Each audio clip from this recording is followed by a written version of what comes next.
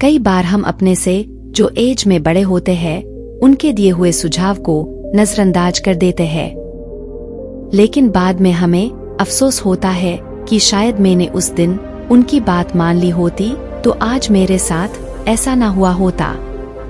ये कहानी उसी के बारे में है। एक बार गिद्धों का झुंड उड़कर एक द्वीप पर चला गया। वह द्वीप समुद्र के मध्य में स्थित था।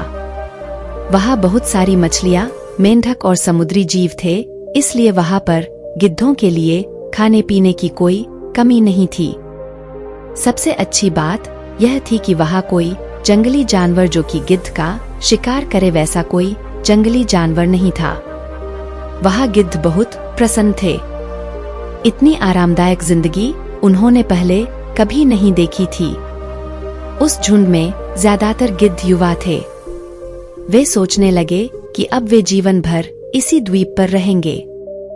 वो सब ने तय किया कि अब हम यहाँ से कहीं नहीं जाएंगे क्योंकि इतनी आरामदायक जिंदगी कहीं नहीं मिलेगी। किंतु उन सब के बीच एक बूढ़ा गिद्ध भी था। जब वह युवा गिद्धों को देखता तो चिंतित हो जाता। उसे हमेशा यह चिंता रहती कि इस आरामदायक जीवन का इन युवा गिद्धों पर क्या प्रभाव पड़ेगा। क्या वे वास्तविक जीवन का अर्थ समझ पाएंगे? यहाँ उनके सामने कोई चुनौती नहीं है। ऐसे में जब उनके सामने मुसीबत आएगी तो वे उसका मुकाबला कैसे करेंगे? बूढ़ा गिद्ध बार बार यही सब सोचकर परेशान रहता था। बहुत सोचने के बाद एक दिन बूढ़े गिद्ध ने सभी गिद्धों की एक सभा बुलाई। उन्होंने अपनी चिंता व्यक्त करते हुए कहा, हम इस द्वीप पर लंबे समय से रह रहे हैं। मुझे लगता है अब हमें वापस उसी जंगल में चले जाना चाहिए जहां से हम आए थे। यहाँ हम चुनौती रहित जीवन जी रहे हैं। ऐसे में हम कभी भी परेशानियों के लिए तैयार नहीं होंगे। युवा गिद्धों ने उसकी बात नहीं सुनी। उन सभी युवा गिद्धों को लगा कि बढ़ती उम्र के साथ इस बूढ़े गिद्ध के दिमाग ने काम करना बंद कर दिया है, इसलिए वो ये सब बकवास कर रहा है। उन सभी ने उस बूढ़े गिद्ध से कह दिया कि हम सभी जीवन भर इसी द्वीप पर रहेंगे और इस द्वीप को कभी भी छोड़ के नहीं जाएंगे। बूढ़े गिद्ध ने उन्हें समझाने की बहुत कोशिश की। उसने कहा कि तुम सब अभी ध्यान नहीं दे रहे हो। आराम के आदी हो जाने के कारण एक दिन तुम लोग उड़ना भूल जाओगे। ऐसे में अगर आपको परेशानियों का सामना करना पड़े तो आप क्या करेंगे? आप सभी मेरा अनुसरण करें। चलो उसी जंगल में चलते हैं। ये बेहद आरामदायक जिंदगी पूरी जिंदगी के लिए अच्छी नहीं है। लेकिन किसी ने बूढ़े गिद्ध की बात नहीं मानी। बूढ़ा गिद्ध अकेला ही वहां से चला गया और उड़कर वापस उसी जंगल में चला गया। कुछ महीने बीत गए। एक दिन बूढ़े गिद्ध ने द्वीप पर गिद्धों को खोजने और द्वीप पर उड़ने के बारे में सोचा। द्वीप पर जाकर उन्होंने देखा कि वहां का दृश्य बदला हुआ था। जहां देखो वहां गिद्धों की लाशें पड़ी थीं। कई गिद्ध लहूलुहान और घायल हो गए हैं।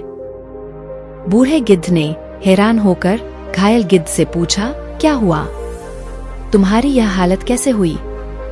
घायल गिद्ध ने बताया, तुम्हारे जाने के बाद हम इस द्वीप पर बड़े मजे की जिंदगी जी रहे थे, लेकिन एक दिन एक जहाज यहाँ आया और उस जहाज से तेंदुआ यहाँ छूट गया। पहले तो उन चीतों ने हमें कुछ नहीं किया, किंतु जब उन चीतों को कुछ दिनों के बाद ऐसा एहसास हुआ कि हम उड़ना भूल गए हैं। हमारे पंजे और नाखून इतने कमजोर हो गए हैं कि हम किसी पर हमला भी नहीं कर सकते या अपनी रक्षा भी नहीं कर सकते, तो उन्होंने एक एक करके हमें मारकर खाना शुरू कर दिया। उन्हीं के कारण हमारी यह हालत हुई है।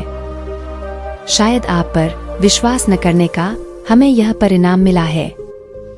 इस कहानी से हमें यही सीख मिलती है कि कंफर्ट जोन में जाने के बाद अक्सर वहां से निकलना मुश्किल होता है। जब चुनौतियां हों तो उनका सामना करना आसान नहीं होता। इसलिए कभी भी कंफर्ट जोन में जाकर खुश न हों। हमेशा अपने आप को चुनौती दें और अगले पल के लिए तैयार रहें। जब आप चुनौती का सामना करना जारी रखेंगे तो आप आगे जीवन जीने के लिए तैयार हो रहे होंगे। चुनौतियां और परेशानियां कठिन समय के निर्माता हैं, इसलिए चुनौतियों और परेशानियों पर पछतावा न करें और खुशी से उनका सामना करें और आगे बढ़े। तो दोस्तों, इस वीडियो में बस इतना ही।